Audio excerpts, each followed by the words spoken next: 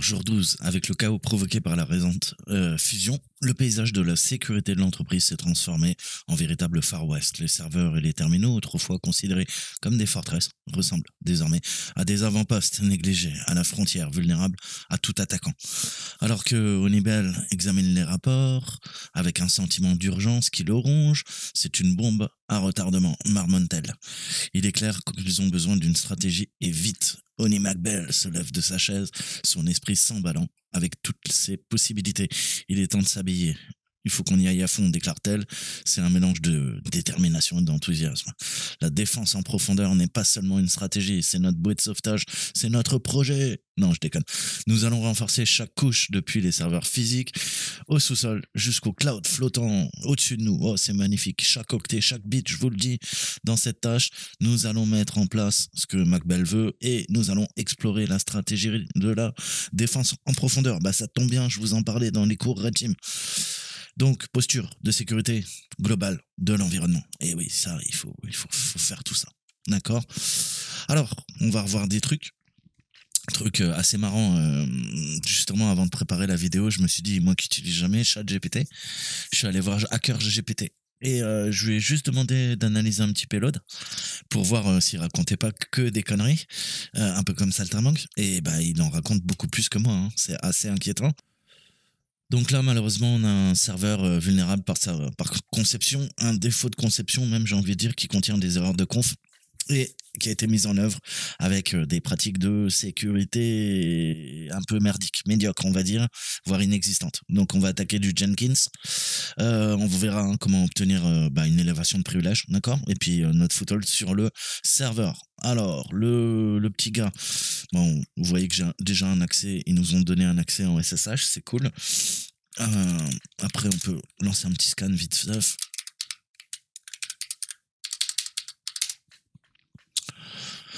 Donc, on a bien le 22. 80-80, intéressant. Qu'est-ce qu'il y a? Il y a une redirection de port. Peut-être, j'en ai aucune idée. On va aller voir. Ouais, il y a notre Jenkins. Alors, on arrive sur le dashboard. Gentiment, Management Jenkins, on voit qu'il y a une backup. Alors, là, je sais même pas si je suis logué en fait. Hein, je suis connecté directement à la console sans aucun mot de passe. Donc déjà, c'est un peu abusé. Visiblement, qu'est-ce qu'on peut faire? On peut modifier, exécuter du script. Ouais, on va pouvoir pousser quoi? Un petit payload, hein, je pense. Hein. On peut redémarrer. On a les outils. Hein, à mon avis, tout ça, ça va être exploité. Alors, je voyais qu'il y avait c'est quoi? Un backup. Projet backup. Permalink. D'accord. Pareil, un petit souci, hein, on arrive instantanément sur le dashboard. D'accord. Pas de mot de passe. Pas besoin de s'authentifier auprès du serveur. On voit qu'on a exploré un petit peu les fonctionnalités. Bon, on pas passé une heure, d'accord. Vous avez bien compris qu'on peut commencer à jouer. Je vous ai dit, on va essayer d'exécuter des scripts arbitraires, d'accord. Pourquoi? Bah pour faire de l'administration, du dépannage, du diagnostic hein sur la machine. En plus, sérieusement, on va la pirater, d'accord. Donc ça va nous permettre de générer un shell, d'accord. Donc vous avez vu, il y a un projet, d'accord. On va essayer d'en générer un aussi. Et puis, si jamais c'est bon, on peut quoi? Utiliser du script console. Donc, langage de programmation Groovy, qui est dérivé du Java, d'accord, en su. Et puis, on va se prendre un payload, hein, on va aller droit au but. Hein, c'est un shell inverse qui a été codé en Groovy. Pour l'anecdote, j'ai bien rigolé parce que pour une fois, j'ai demandé. Donc, voilà notre payload. Hein, et comme quoi, franchement, les jeunes, si vous commencez à bosser avec GPT, ça peut aider, mais elle va vous raconter aussi beaucoup de conneries. Donc, ce qu'elle nous raconte là, en effet, c'est vrai. Hein, c'est vrai, puis vous allez voir, je l'ai poussé un peu à la faute, hein, ça me fait délirer, franchement. Donc ça, c'est pas faux dans le sens où quoi, ok, il y a bien notre adresse IP qu'il faut mettre dans notre variable host. Le port ici a été spécifié, on peut le changer. On a notre pass, bin bash, ouais, on est sous Linux, d'accord. Et tout ça, c'est quoi en fait? C'est le reverse shell, d'accord, ouverture, redirection des erreurs. Et puis on voit qu'on boucle hein, via notre while encore une fois, qu'est-ce qu'on veut? Bah, encore les entrées-sorties, d'accord. Donc, ce que je tape moi, je veux que ça soit retransmis sur bah, l'ordinateur. Et l'ordinateur, quand il me renvoie quoi? Peut-être des messages d'erreur ou la sortie d'un programme, j'aimerais bien le récupérer sur ma machine, d'accord? Donc ça en soi, ouais, ok, même si elle pourrait donner plus de détails, d'accord? Et après, je lui dis, ça, juste pour vérifier, ça me fait super rigoler. Je lui dis quel langage? Elle dit ah, c'est du Java. C'est du Java. Alors, c'est pas faux, mais le Groovy, c'est pas du Java. Le Groovy, c'est un langage de programmation. Justement, je le corrige, je la corrige, je lui dis c'est du Groovy, hein, c'est pas du Java. Et elle me répond vous avez raison, c'est pas du Java, c'est du Groovy. Mais attends, tu viens de me dire juste en haut que c'était écrit en Java. D'accord? Alors, vous voyez, franchement, un peu vous induire en erreur. Hein. Faites pas, ayez pas une confiance aveugle dans l'intelligence artificielle, enfin, en tout cas dans le LLM. D'accord? Parce que, bah voilà. Mais bon, allez, reprenons ce qu'elle nous a donné. Essentiellement, en effet, hein, le code, ça va bien ouvrir un reverse shell. D'accord? Et c'est ce qu'on veut. On va le pousser. Et donc, le Groovy, orienté objet qui s'exécute via la machine virtuelle Java. D'accord? Et utilisé pour nos scripts. Et c'est là qu'on va l'utiliser dans Jenkins. D'accord? On a des bibliothèques Java existantes. D'accord? Mais tu vois que ça, en fait, c'est bien, c'est sympa, hein, mais t'en as même pas besoin, quoi. Hein.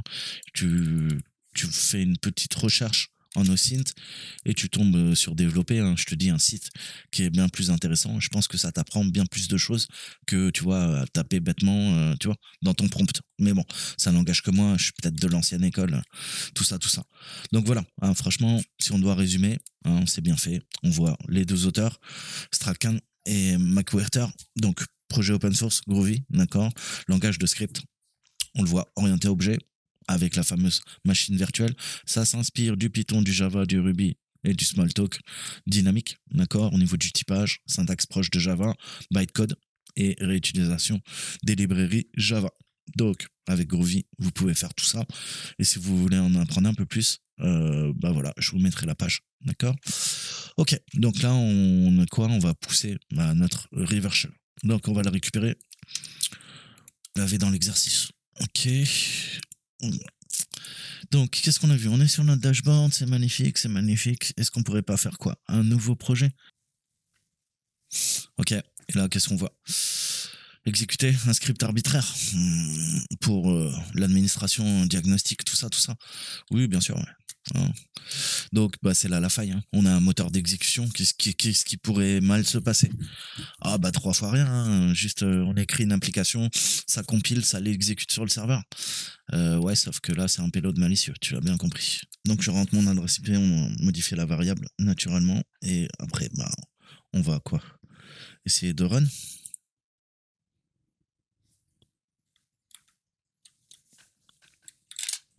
Ouais, ça va bien run. D'accord? Alors.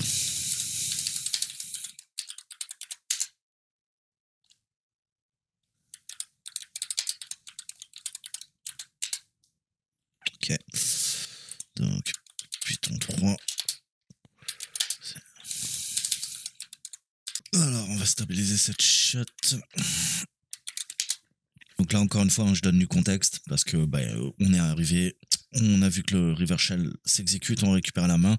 Naturellement, il va falloir faire phase de reconnaissance, d'accord, d'énumération, lancer un petit lean piece, tout ça, tout ça, tout ça. Hein. Vous connaissez les scripts qui nous permettent de gagner du temps. Là, vous l'avez bien compris. Maintenant qu'on a quoi, un shell web avec notre ami Jenkins, on peut commencer à explorer le contenu du serveur à la recherche d'éléments qui pourraient nous aider naturellement à améliorer notre shell, peut-être faire une escalade de privilèges. Donc on regarde hein, naturellement tous les dossiers habituels entre guillemets, et puis voir si bah quoi, on peut pas exploiter, je sais pas, une lolbean, d'accord, peut-être un sweetbit, etc., etc. Vous connaissez les chemins d'escalade sous Linux. Hein, je vous avais fait des vidéos, il n'y a pas que moi, et voilà, c'est les bases. Donc on va voir un petit peu. Hein, généralement, parfois il y a des sauvegardes. Qui dit sauvegarde dit peut-être composant critique essentiel à Jenkins qu'on pourrait détourner, d'accord. Et s'il y a des outils qui sont utilisés, ben peut-être que on peut se servir bah, d'un plan de sauvegarde. Si on peut écrire dedans, peut-être on peut pousser une connexion. Hein, il faudrait voir. Essayer de usurper l'identité de quelqu'un. Voilà, il va falloir chercher. Donc là, on voit que on a pas mal de choses. On a du config XML. Jenkins, Build, Hudson. Ouais, pas de référence codée en dur qui pourrait nous aider là en l'état. On a un back aussi. 4 secret key. Ok, on a une clé, un long string. Et puis on a un quoi? Un not so secret.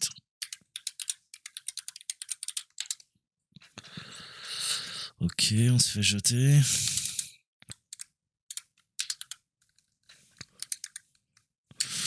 Ouais, faut que je le stabilise là, c'est en train de me saouler ce shell.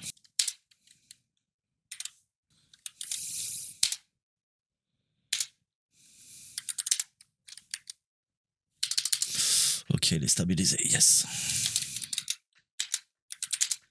Donc on va répondre aux questions. Déjà, et la première question, c'est quel est le port par défaut de Jenkins? On a vu, il tourne sur le 80-80. Ensuite, on nous demande de chercher Tracy. Tracy, elle est 1001. Elle fait partie du groupe Sudo. Ouais, ça serait intéressant de, tu vois, de savoir ça.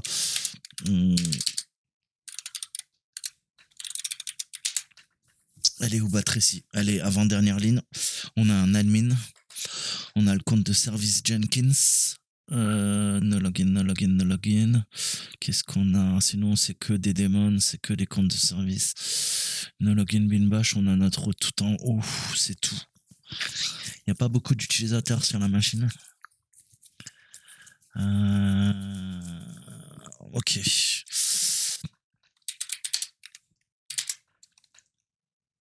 Et ouais, je peux pas. J'ai pas le compte de Jenkins, vu qu'on a poussé un exploit. Ok, il faut qu'on trouve cette Tracy là. Là en plus je suis quoi? Je suis... je peux jailbreak ici quand même.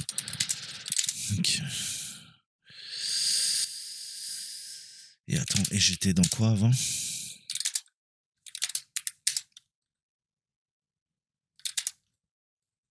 Ouais, ok. Ok, j'ai un... Et admin, je vais me faire jeter. Ouais.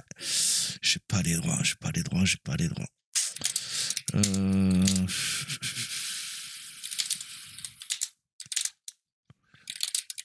Script. Il y a quoi là-dedans? Ouh, un petit script de sauvegarde. Ça fait quoi? Ah, je sais pas si je peux l'exécuter parce que j'ai pas l'autocomplétion. Si. Ok, donc c'est un script bash. mkdir, ça crée ce chemin. Donc ça écrit dans var lib Jenkins et un backup. Ça crée ces 5 autres arborescences à backup secret. Donc il faut qu'on aille se balader dans ça. On va aller voir ce qui s'y passe.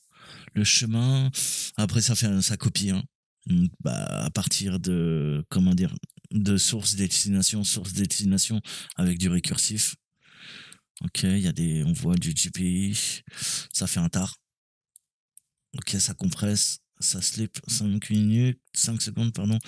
Ok, on a un password, on a ça. Et on voit qu'il se connecte en tant que Tracy avec un mot de passe au localhost. Ok, et ça passe, ça utilise SCP. Donc on a notre commande SCP. Pourquoi? Ben, pour copier à partir du réseau. Et ensuite ça efface tout. Ok, donc c'est là la faille. C'est là la faille. SU Tracy.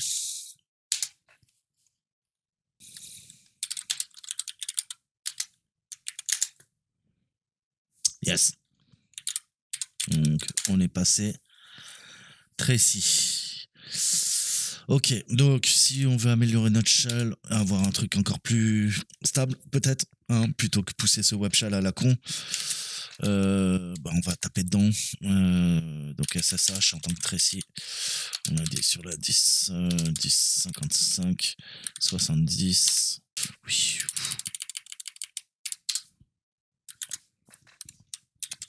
Donc on peut essayer de se connecter avec elle. Hein. Ça nous donnera quelque chose de plus stable. Ouais. S'il veut bien copier. Ouais, on arrive dedans. Ok.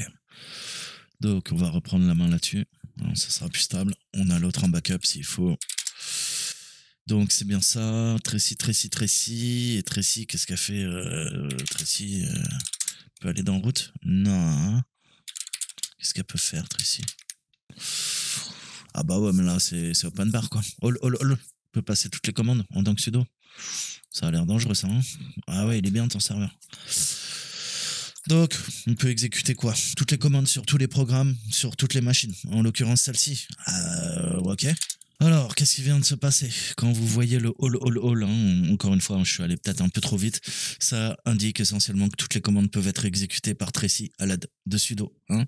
Donc, l'utilisateur est créé avec un accès intrinsèquement privilégié et c'est pas bon. Donc, comme je te dis, Tracy, pourquoi elle a autant de droits? Donc, on va peut-être pouvoir quoi? Abuser de ça? Quelle est l'escalade de privilèges le plus simple? On a vu que on peut tout utiliser. Qu'est-ce que j'ai fait, moi? J'ai fait SU Tracy pour devenir Tracy. Mais qu'est-ce que je pourrais faire? SU route? Alors, là, il me demande un password. Tu vois? Donc là, on est mort. Mais comment je peux faire? SU? Sudo? SU? Route? Ah, d'accord. Et comment je pourrais faire? Je reviens Tracy? Tout simple. Encore plus simple. Sudo, SU. Ok? Donc SU plus quoi? L'utilisateur que je veux. Mais SU tout court, si tu spécifies rien, quoi? Il passe à route, en fait. D'accord?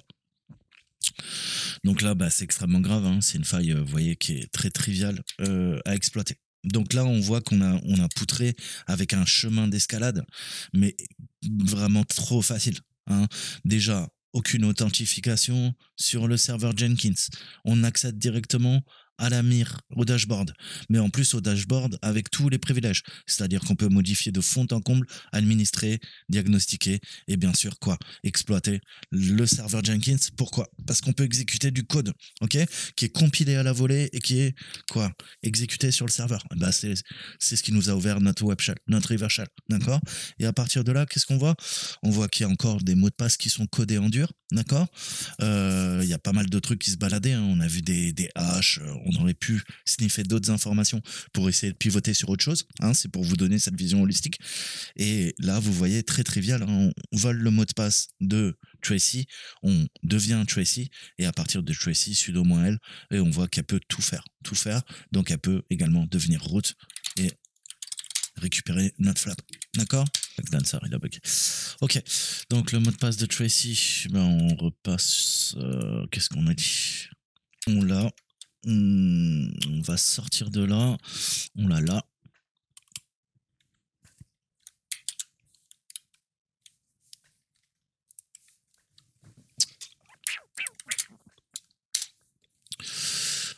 Ok, donc il nous reste quelques questions. 3. Donc quel est le message d'erreur quand tu te connectes à Tracy à nouveau? Ok, donc là on va passer à la défense en profondeur. D'accord, on a vu qu'on pouvait péter tout ça. Comment on pourrait sécuriser un tant soit peu. D'accord? Donc on a vu qu'on a un port 8080 qui fait tourner Jenkins et on a notre port 22 SSH qu'il va falloir peut-être sécuriser. Je dis ça, je dis rien. D'un point de vue offensif, hein, on a vu comment accéder et faire un boot to root assez facile, d'accord? Route super simple sur le serveur, mauvaise configuration, mais aussi mauvaise nouvelle hein, pour les défenseurs, puisque l'objectif, c'est de rendre aussi difficile que possible aux attaquants d'obtenir ce qu'ils veulent. Hein. Le but, c'est d'établir des couches défensives qui visent à travailler ensemble. Je vous dis que c'est du multicouche à chaque fois, chaque couche compliquant la tâche des attaquants pour atteindre leurs objectifs. La défense en profondeur consiste à créer des environnements défendables dans lesquels les contrôles de sécurité visent à dissuader les mauvais acteurs d'atteindre leur objectif principal. Ça, il faut bien le retenir. Donc notez que l'accent n'est pas mis sur le fait de ne jamais être compromis, c'est impossible, vous le savez. Mais le but, c'est de s'assurer que les mauvais acteurs ne réussissent pas et grâce à ces couches défensives, il va falloir les contourner les unes après les autres, comme c'est un empilement de couches, de strates. Pareil, je vous le répète tout le temps, ça peut parfois dissuader hein. Certains mauvais acteurs. Encore une fois, quand tu montes une opération, même quand tu es un black hat, bah il y a quoi? Bah c'est pareil, hein. Il faut manger des pizzas, boire du coca, rester devant son ordinateur, payer l'électricité. T'as bien compris, et bah généralement tu fais quoi? Bah la plupart, hein, s'ils veulent faire du fric, bah ils vont aller vers des cibles faciles, d'accord? Si c'est trop bien défendu, généralement 70% des acteurs malicieux, ils lâcheront l'affaire, d'accord? Et après, ça va dépendre du profil de la cible. Tu as bien compris, d'accord?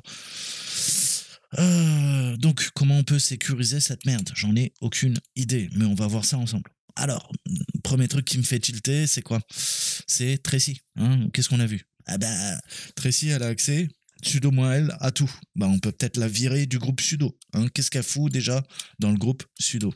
Pourquoi? Principe de moins de privilèges, d'accord? Tous les systèmes, et en particulier les systèmes en production, d'accord? Dans cet exemple, Tracy, on l'a vu, dispose d'autorisation, et de même autorisation même que l'administrateur, d'accord? Donc encore une fois, est-ce qu'elle a vraiment besoin de ça? Certes, ça lui donne plus de flexibilité dans son travail, mais certes, on est en train d'ouvrir un putain de trou, d'accord? Et je suis poli. Donc, voilà, hein, autant que se peut faire, ben, essayer de lui dégager les droits. Donc, je vous avais déjà montré hein, les commandes pour gérer les droits sous Linux. On va pas se prendre la tête. Donc, c'est pareil, si on veut tout nettoyer, il faut faire donc sudo. Mais là, j'en ai pas besoin. Pourquoi? Je suis déjà admin, mais bon, c'est pas grave. Del user, supprimer l'utilisateur quoi? Tracy et le groupe de sudo, d'accord? Si t'es pas sudoer, donc t'es pas présent dans la liste sudo, Tracy était sudoer parce qu'elle était dans la liste, le groupe sudo. Alors comment je sais ça? Bah je te l'ai montré. Si je fais là, ID, voilà, tu vois qu'elle est 27 sudo, tu vois, dans les groupes. Elle fait partie de son groupe, c'est normal. Et ensuite, on voit qu'elle a les droits. On va les retirer. D'accord? Ok. ID. Ah, elle est toujours sudo. D'accord. Donc, il a quoi? Retiré Tracy du groupe sudo. Mais maintenant, qu'est-ce qu'il faut qu'on fasse? Il faut également qu'on fasse un sudo, élévation de privilège, moins L, U sur Tracy. Ah, intéressant. D'accord? Donc, quoi? ID, exit, SU, Tracy. Ah, d'accord. Et tu vois que la prochaine fois qu'elle se connecte, eh ben, ce que nous confirment ces deux lignes, d'accord? Tracy n'est plus autorisé à faire quoi? Un sudo? Ah, ok. Qu'est-ce qu'on a fait? On a fait, vous vous rappelez? Sudo SU. Élévation de privilège. Bah ouais. Tracy maintenant n'est plus sudoer. Elle est plus dans le fichier sudoer. Donc, bah, l'incident sera reporté. D'accord? Et là, dans les logs du serveur direct, eh ben, il y a une ligne qui laisse une trace et qui rappelle que Tracy a essayé de faire une élévation de privilège en utilisant la commande sudo su pour essayer de faire une privasque et ça n'a pas marché. Elle s'est fait jeter parce qu'elle ne fait plus partie du groupe sudoer. Ok, j'espère que c'est clair. Alors là, pareil. Si vous avez des doutes, hein, allez voir le man et tout ça. D'accord? Qu'est-ce qu'on a fait? On a fait un grand U. D'accord? Qu'est-ce que ça veut dire? In list mode. Alors attendez, je vais le lire pour vous, même ça sera petit. Qu'est-ce qu'on a fait? On a fait other user. D'accord? Display privilege for other user. Je lui ai mis quoi? U Tracy. Et on a utilisé quoi? D'accord? List user privilege or check specific command. Bah, d'accord? Check. Qu'est-ce qu'on a fait? On lui a demandé tout d'abord de retirer les droits. Cette commande, elle retire Tracy du groupe sudo. Si j'avais fait sudo del user toto admin, je supprimais toto du groupe admin. Là, je retire du groupe sudo Tracy. Et après, cette commande, ça me permet de quoi? Bah, vous l'avez compris, de vérifier que cette opération a bien fonctionné. Et il nous confirme et il nous dit quoi? Ouais, cette commande te permet de vérifier que quoi? Tracy n'est pas autorisé. Et on le voit là. D'accord? Tracy is not allowed. Non, c'est pas celui-là. Ils veulent un sudo -l. On va se le faire. Sudo -l. D'accord, donc on a notre message d'erreur. Donc désolé, hein, l'utilisateur Tracy ne peut pas utiliser sudo sur Jenkins. Ouais, c'est ça. Ok, d'accord. Et pourquoi il sait que c'est Jenkins? Host, name? Bah tout simplement parce que la machine elle s'appelle Jenkins. D'accord? Pour mieux comprendre. Hein. Parce que vous vous dites, attends, je comprends pas, waouh, le Linux et tout, il sait qu'il y a Jenkins qui est présent et tout. Non, non, c'est juste le nom de la machine. C'est le hostname. Ok? Donc voilà, Jenkins, c'est quoi? Bah c'est la machine. Donc ensuite, hardening du SSH. Hein, encore une fois, il va falloir aller dans les fichiers de conf pour commencer à endiguer quelque peu les accès non autorisés via du SSH. On l'a sorti. Ça va être d'autres chemins d'escalade. Il faudra qu'il exploite autre chose. D'accord? Mais il faut pas s'arrêter là. Encore une fois, qu'est-ce qu'on a dit? Défense en profondeur. D'accord? Donc ça, c'est une couche. On a traité la couche sudo.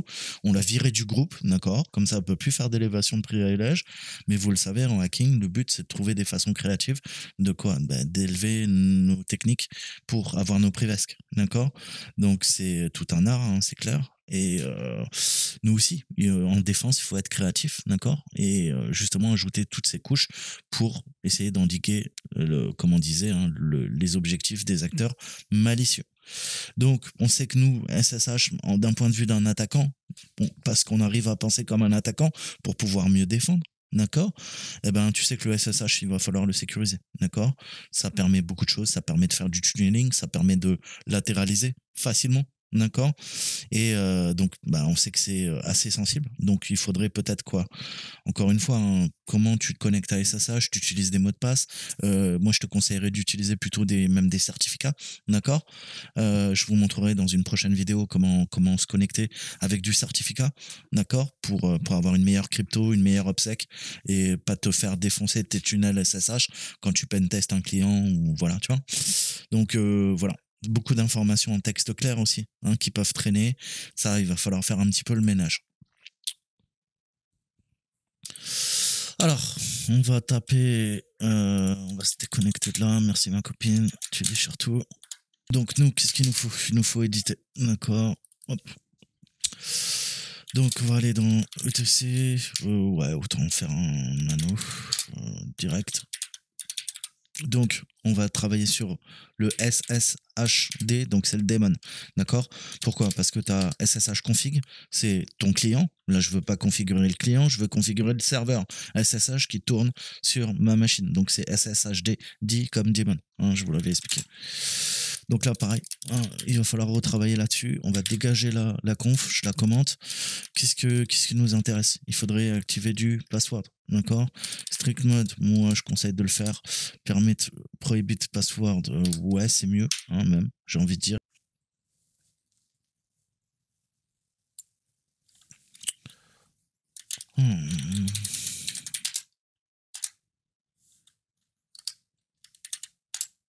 Voyez, le password authentication, bah c'est bon, on va le quoi?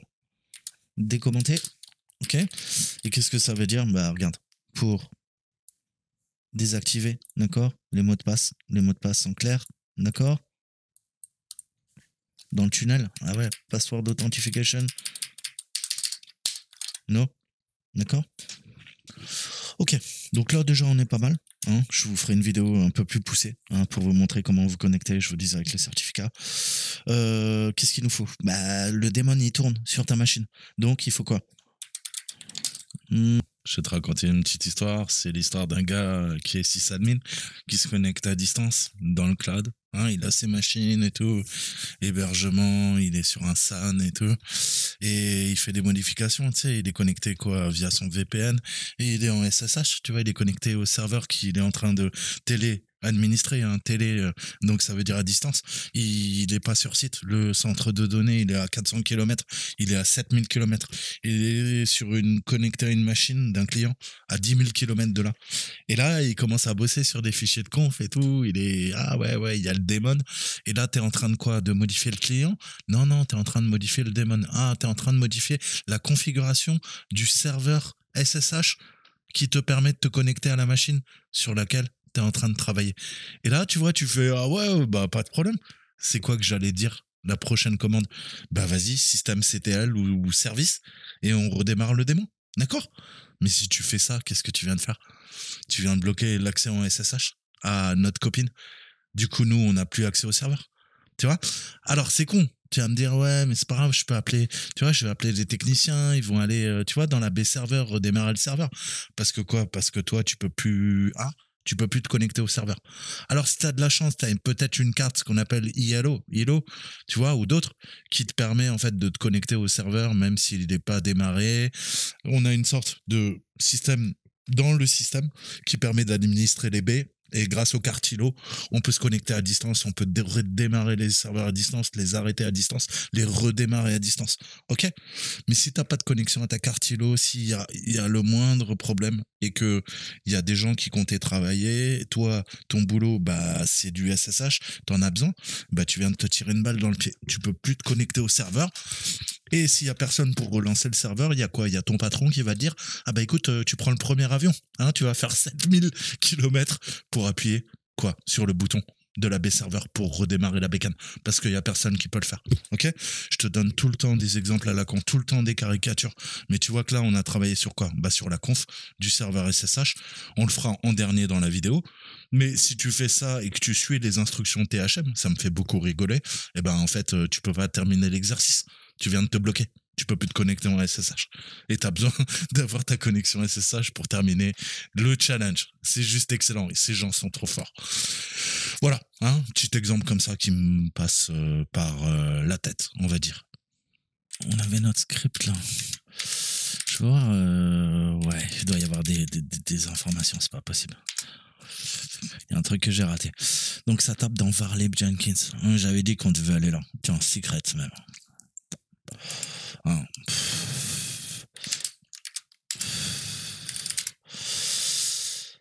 No such file. Ça tapait dans quoi? Dans Varlib Jenkins. Donc on va aller taper dans les librairies. Pardon. Ok, on va dans Jenkins. Ok, on a tout notre truc.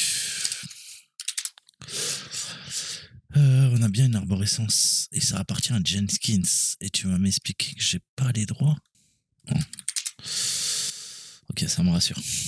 On va conclure, hein, il va falloir durcir la politique de mot de passe. Un autre des pivots sur cet exercice, c'est la découverte du mot de passe en clair, hein, qui conduit à l'accès SSH, qui nous donne accès à un utilisateur privilégié. Donc, si on doit conclure, mot de passe faible, hein, et peut être sensible à une attaque de force brute, et l'utilisateur a utilisé de mauvaises pratiques en matière de mot de passe en plaçant les informations d'identification en clair dans un script, hein, c'est ce qu'on a vu au début de la vidéo, et en les laissant à disposition à n'importe qui.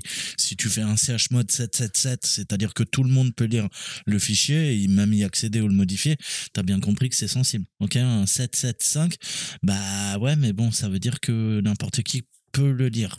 7.5 sur Toto.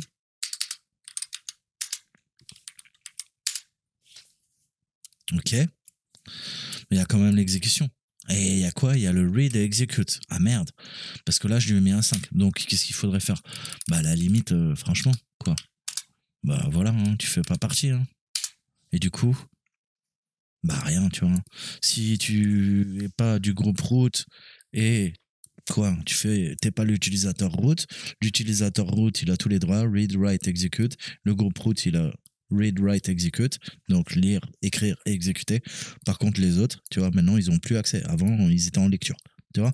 Donc ça, pour moi, ça me semble les bases, tu vois. C'est-à-dire que maintenant, quoi, ben, il faut être root pour...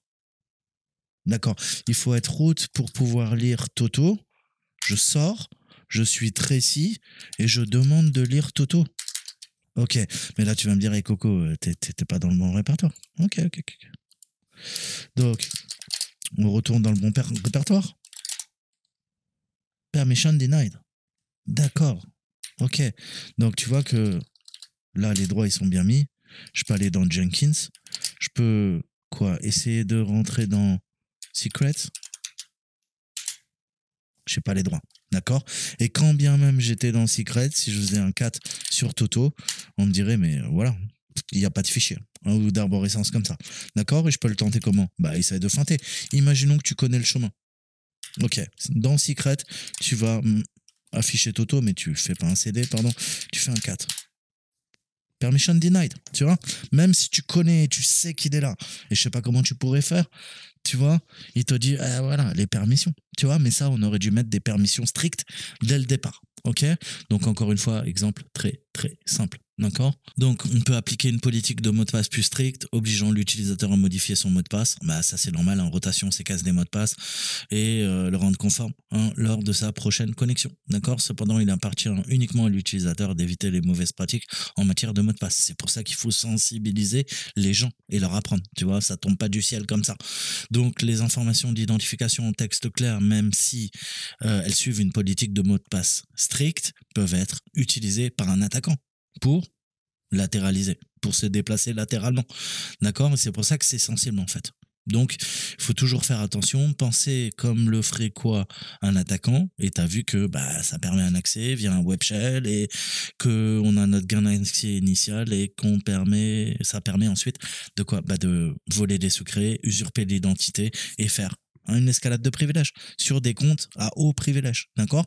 Encore une fois, zéro trust. Alors, le zéro trust, on est parti. Une fois qu'on a appliqué toutes les étapes de hardening, de renforcement, mais j'aime pas trop ça, on parle de hardening, d'accord. On est en mesure de corriger donc de nombreuses vulnérabilités, d'accord, qui ont été laissées et qui ont permis en plus d'être exploitées pour de router la machine, d'accord.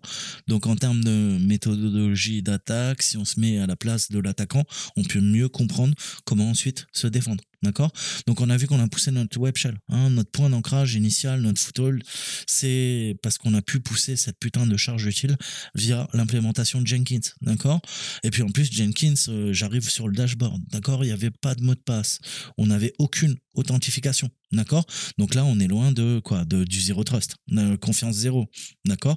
Donc bah il faut sensibiliser les acteurs, il faut sécuriser la plateforme, d'accord, et donner accès à la plateforme uniquement via un terminal d'administration, c'est-à-dire que même Toto, s'il a son mot de passe et son utilisateur, il se connectera au dashboard, mais il n'aura pas accès au terminal d'administration. Là, n'importe qui, vous l'avez vu, peut accéder à ça. Donc, comment on peut faire? On va travailler sur le fichier de conf de Jenkins. On a un fichier XML et un backup. Donc on va travailler sur ces deux fichiers. Heureusement, notre administrateur, il a conservé une sauvegarde du fichier d'origine. Je vous rappellerai que sous Windows, même n'importe quoi, même sous Windows, dès que vous modifiez un fichier, vous le copiez et vous le renommez en back, d'accord, pour avoir tout le temps une archive. Si jamais il y a le moindre pépin, vous éditez un fichier et vous foutez la merde, vous pouvez restaurer instantanément le fichier. D'accord? C'est des petites pratiques à la con, mais que tu penses pas à faire parce que tu te dis, ouais, ça va bien se passer, c'est bon, j'ai déjà fait 100 fois. Mais la 101 fois, bah, tu vas te tromper, tu vas faire une erreur de syntaxe et ça peut foutre la merde. D'accord? Et des fois, ça peut foutre vraiment, vraiment la merde. Donc, prends l'habitude de quoi? De faire un clone, copier-coller le fichier que tu vas modifier et de le renommer en backup. D'accord?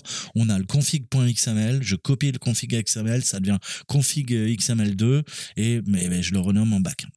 Donc c'est pareil, quand vous éditez du XML, du JSON, ce que vous voulez, de toute façon, quand on commente, pareil, vous mettez à jour vos cartouches quand vous modifiez un programme pour vos collègues, tout ça, et pour vous aussi, pour la relecture de votre code, tu vas revenir sur un code que tu as écrit il y a 7 ans, tu te rappelleras plus, mets à jour ta cartouche. Qu'est-ce que je peux te donner comme conseil? Et pareil, dès que tu modifies une ligne de code, bah, tu la commentes, d'accord? Comme ça, s'il y a quoi que ce soit, t'as fait une connerie, tu modifies une classe, une méthode, ta fonction, tu l'as bidouillée, d'accord? T'as essayé de refactoriser un bazar, garde tout le temps le snippet original, d'accord? Et pense que bah, si tu commentes, on va pouvoir décommenter. Et ça solutionnera le problème si jamais tu as fait des boulettes. Et ça arrive, et c'est normal en programmation, en dev, en informatique, ce que tu veux, mon copain. Ok, donc il nous faut quoi? Il nous faut un config XML. Ok, ils ont été gentils avec nous. Du coup, je peux quoi? Demander à la racine. Alors, sans trop se casser la tête, type F, type de fichier, type file, donc un fichier. Et on a vu qu'il s'appelait config. On va carrément faire une recherche, d'accord? .xml et on redirige tout vers de dev nul pour les erreurs. Qu'est-ce que je fais? Waouh, oui, bien sûr. Garde la pêche. Ok, Donc là on est bien, on a un config XML, on va commencer par voir celui-là, on prend le chemin absolu et on le tartine.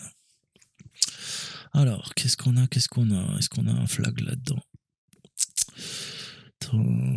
Var, là on a le fichier, ouais. Donc là on a le, comment on appelle ça? Le prologue. Donc on a les specs. Ok, on voit que ça exécute le script, mais on n'a rien de pertinent. Ok. Et qu'est-ce que j'ai dit? Donc celui-là, c'est le seul que je vois d'autre. Ah, on a le fichier de backup. Peut-être on pourrait aller regarder dans le fichier de backup. On va faire ça. Donc là, c'est pareil. J'ai l'impression que c'est strictement le même. Donc on peut faire un cat. Et on va grepper sur, je sais pas, THM. Non. THM. Ok. Ok, je veux bien. Je sais pas ce qu'elle fait. Donc là, on est dans le backup. Ouais. On retrouve item redir, Hudson. Item full name, workspace, normal. Full trust has no security. Donc, peut-être. Ça serait quoi? Ça serait notre flag? On va tester. Alors, si on regarde, ouais, ce qu'on disait, le fichier de conf, donc dans le ETC, on a tous les fichiers de configuration, etc., etc. On a du SSH et on a du SSHD, c'est notre fameux serveur. Ok, est-ce qu'il y a un Drupal? Est-ce qu'il y a un Drupal? Ouais, notre Drupal, il est là. Ok, need to secure the secure shell. Ok, bon bah ça conclut hein, le bazar. Track me. Donc, je me suis embrouillé, ça m'aide. Ouais, il le prend. Voilà, donc là on a répondu à toutes les questions. Et maintenant, bah qu'est-ce qu'il faut? Sécuriser cette merde de quoi? Jenkins. Ok. Ok, donc il nous faut trouver à la racine un fichier, donc tab file, qui a le nom de config.xml et redirection vers de devnil. Pour la gestion des erreurs, pas être pollué. Donc on voit qu'on est dans lib. Donc il y a plusieurs configs. Il y a le backup là. Je me pose la question, est-ce qu'on va pas taper le backup direct? Donc on voit qu'on tape vers var. Ensuite on a le lib. Ouais. Ensuite on a du Jenkins. Ah putain, j'ai pas l'autocomplétion. Ok, dans Jenkins, lib Jenkins. Ok, donc je peux rm le config. Donc ça c'est le vieux XML. Ensuite, on va, pareil, prenez toujours, je pourrais faire un MV pour le renommer quoi? Pour renommer le back en config XML, mais je veux tout le temps garder une copie, tu vois, donc prenez cette habitude, tu copies. Pourquoi renommer si tu peux faire une copie? Comme ça, c'est mieux. Je garde le back et je copie le config XML back en une autre copie qui s'appelle config.xml au lieu de renommer avec MV. D'accord? Donc, je veux quoi? Je veux que le config.xml.back soit copié en tant que config nominal. D'accord? XML. Ok, parfait. On va essayer d'éditer config.xml. Ah ouais, j'ai peur qu'il crache. On va stabiliser 2 secondes. Je fais entrer. Et là, en principe, je vais pouvoir faire un nano, sinon ça fait cracher le terminal. C'est pour ça que je fais ça. Sudo nano quoi? Nano config quelque chose, XML. Voilà, et là ça passe. Parfait. Donc là, qu'est-ce qu'on voit? On voit que ça a été commenté. Bah ouais, il y a de fortes chances. Ah, tiens, intéressant. Tiens. D'accord. Donc là, tu es en train de m'expliquer que quoi? Que tu es en train d'ouvrir? Bah ouais. D'accord. Donc on supprime quoi? Point d'exclamation dash dash ou dash dash. Pourquoi? Parce que c'est ce qui permet de... Vous voyez quoi? Tout est commenté là. D'accord? Ça, c'est un commentaire. Tu vois la couleur. Ok. Donc, ah, d'accord. Ok. Ok. D'accord. Donc, tu vois que c'est mieux. Quelle est la différence? Mais c'est un langage balisé. D'accord? Le XML, c'est un langage balisé. Donc, qu'on revoit les bases un petit peu. C'est quoi le délire? Donc, d'ailleurs, vous le voyez, hein, toutes les balises, il n'y a pas de dash, il n'y a pas de... D'accord? Pourquoi? Parce que c'est ça qui permet de commenter. D'accord? Donc, on dégage tout ça. Là, maintenant, c'est fonctionnel, hein, ce snippet. Et on a également l'Authorization Strategy qui est bonne. Donc là, on va sauvegarder. CTRL S, CTRL X. On a sauvegardé. Et qu'est-ce qu'il nous faut? Redémarrer le service. Donc sudo services ou systemctl, c'est pareil, sauf que la syntaxe est différente. Et on redémarre Jenkins. Vous avez qu'à voir tout ce qui est CSS, HTML, tout ça. D'accord? Tout ce qui est balisé.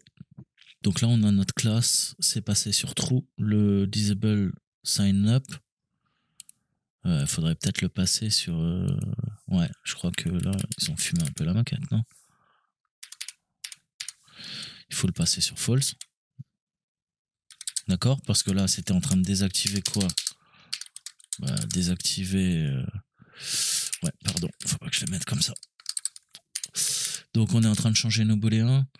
Deny anonymous read access true. Ça, c'est bien. Hein, c'est bien fait. La balise, elle est bonne. Sauf que là, encore une fois, donc là, on ouvre. Donc là, il faut qu'on ferme. Ça, il n'y a pas de problème. Tu peux fermer. Hop, on est d'accord. Sauf que là, il faut que ça dégage. Ok. Donc là, on peut faire un CTRL S. Exit.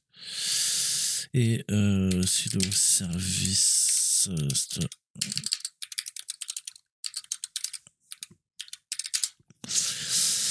alors, il nous faut notre service Jenkins. On va lui demander sudo Jenkins status. Il est quoi? Il est en actif. Ok, donc on va le stopper. Faire un restart. Ça a redémarré. Le service a redémarré. Et du coup... Bim. Ok, on vient de quoi? Pousser le captcha. On bloque les accès anonymes sur Jenkins et on demande à l'utilisateur de s'authentifier avec un utilisateur et son mot de passe, d'accord? Ou de s'enregistrer. Là, ça y est, c'est fini. On a sécurisé notre bordel. Voilà. J'espère que vous avez encore une fois appris des trucs. Hein, et voilà, excellent travail. Hein. Si vous avez suivi la vidéo, déclare Maconibel, les yeux brillants de fierté, nous avons jeté les bases d'une défense solide, mais n'oubliez pas que ce n'est qu'un début. Le cybermonde est en constante évolution. Vous devez être des cyber-warriors et tout ça. Et vous devez rester vigilant, rester curieux. Hein. Encore une fois, l'équipe hocha la tête avec un sentiment d'accomplissement et de préparation évident. Donc voilà, hein, ils ont anticipé, ils ont relevé les défis, mieux comprendre le cybermonde, le cyberterrain qui est en constante évolution et penser tout le temps à avoir ces checklists, à avoir justement cet esprit de, je vous ai dit, fonctionnement en strat multicouche pour avoir une défense en profondeur. Il faut former le personnel, il faut créer des procédures, il faut analyser le risque, le pondérer, d'accord? Pensez à votre cyber-résilience, formez votre SOC, de temps en temps faites du pentest, d'accord, en externe, et parlez aux gens, formez les gens, formez-les aux techniques d'ingénierie sociale, formez-les à la bonne pratique du code, en DevSecOps, tout ça, ce que vous faites, peu importe, hein, il y a tout le temps plus que ce qu'on nous demande de faire, d'accord? Si t'es dev, pense aussi à intégrer maintenant une composante cybersécurité dans ton travail, d'accord?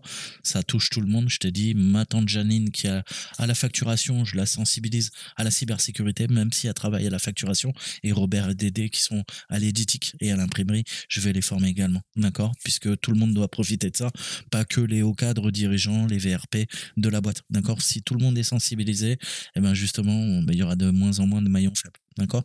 Et on n'aura plus ces attaques parce qu'on aura vérifié, d'accord? Que on n'a pas juste un Jenkins, on a un serveur derrière qui fait tourner Jenkins et ben voilà, la console d'administration, il faut s'authentifier, il faut remplir un captcha, tu pourras pas la brute force, etc., etc. Tu sécurises le SSH et tu vois que bah, tout est question encore une fois de configuration et de hardening. Moi, je te dis à très bientôt. Ciao, ciao. C'est ton client. Là, je veux pas configurer le client, je veux configurer le serveur SSH qui tourne sur ma machine. Donc, c'est SSHD, dit comme daemon. Hein, je vous l'avais expliqué.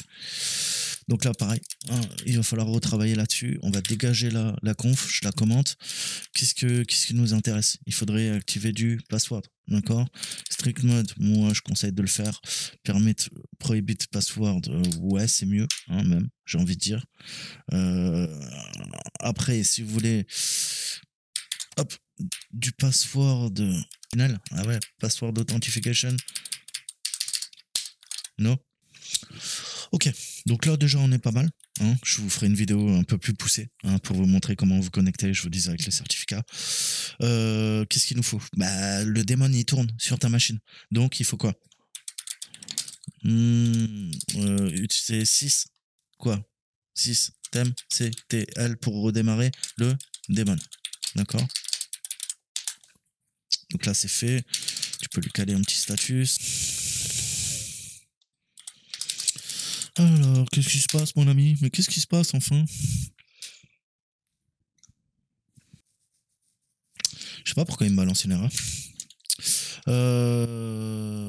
Donc, c'est pas grave, on va regarder. On peut lui caler le Y. Ok, donc on va utiliser cette expression régulière pour voir ce qu'on recherche. On va lui dire, tu tapes dans le fichier qu'on vient d'éditer, hein, tout simplement. Voilà. Et on voit l'include, donc on a commenté.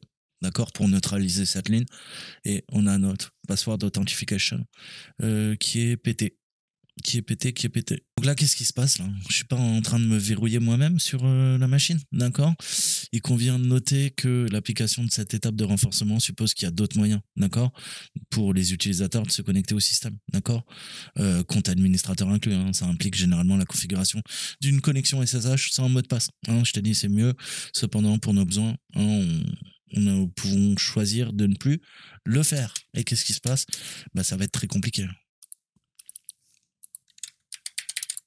Là, on a notre copine qui est un petit peu dans les choux. On va fermer le programme. On va quoi? Bah, se reconnecter à la machine, bien sûr. Avec Tracy. Alors là, on sudo, pourquoi déjà sudo, j'ai envie de te dire. Donc, si on retente. Et voilà. D'accord? Qu'est-ce qu'il y a? Bah, tu te fais jeter. Permission denied.